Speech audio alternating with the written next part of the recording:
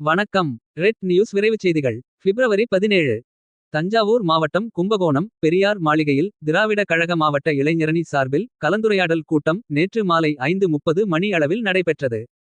இந்த நிகழ்ச்சியில் திராவிட கழக குடந்தை மாநகர இளைஞரணி தலைவர் ரியாஸ் அகமது வரவேற்புரை வழங்கினார்.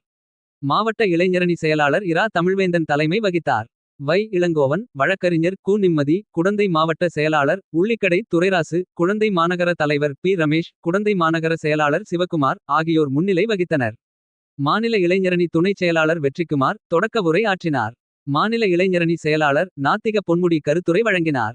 விழாவிற்கு திராவிட கழக பகுத்தறிவாளர்கள் திராவிட கழக மகளிர் அணி திராவிட மகளிர் பாசறை திராவிட கழக இளைஞரணி மற்றும் திராவிட மாணவர்கள் கழக தோழர்கள் அனைவரும் கலந்து கொண்டனர். இந்நிகழ்ச்சியில் மக்களுக்கு பயனுள்ளதாகவும் சிந்திக்கக்கூடிய கருத்துக்களையும் எடுத்துரைத்தார்கள்.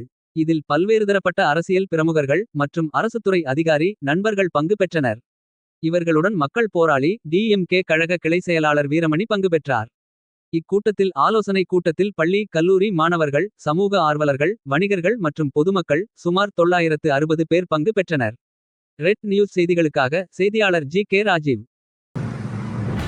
இல்ல எனக்கு தெரியாது அப்படின்னு சொல்லிட்டாரு அப்படின்னா இப்பேற்பட்ட தலைவருக்கே தெரியாதுன்னு சொல்லிட்டாரு அப்படின்னு சொல்லி ஏளனம் பண்றதுக்கும் ஹெட்லைன்ஸ் ரெடியா இருக்கு. இத சாதுரியமா சமாளிக்கிறதுக்கு தலைவர் கலைஞர் அவர்கள் ஒரு பதில் சொல்லுகிறார். ஒரு 4-5 நொடிகள் யோசித்து விட்டு போராளிக்கு சாவே கிடையாது என்று சொன்னார். அந்த பதில் தினமலர் பத்திரிகையாளர்களுக்கு மட்டுமில்லை தினமலர் ஆசிரியர் அனைவருக்கும் செவிலில் அரைந்தது போல் இருந்திருக்கும் அந்த பதில்.